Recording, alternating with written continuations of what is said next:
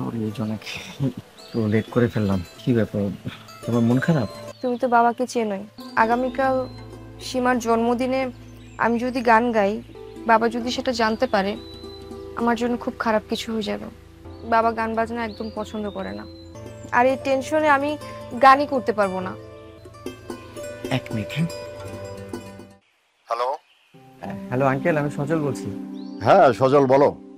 Uncle, আজকে জোনাকি আমাকে এমন একটা কথা বললো, এর আগেও আমাকে এই কথাটা বলেন। বাহ, তাহলে তো খুবই ভালো ব্যাপার।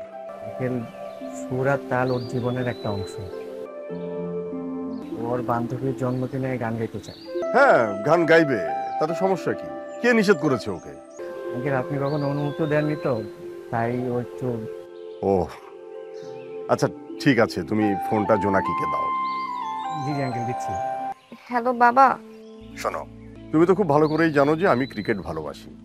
যেদিন ক্রিকেট খেলা থাকে, বিশেষ করে বাংলাদেশ ভার্সেস ইন্ডিয়া, সেদিন তো আমি সব কাজকাম ছেড়ে দিয়ে টিভির সামনে বসে যাই। তুই ভালোবাসিস গান, আমি ক্রিকেট। তুই যেটা ভালোবাসিস সেটা করতে তো কোনো বাধা নেই। শোন মা, তুই তোর বান্ধবীর জন্মদিনে যাবি এবং ওখানে গান গেয়ে সবার মন জয় করে নিবি, ঠিক আছে? থ্যাঙ্কস বাবা। হুম, best of luck. All the best.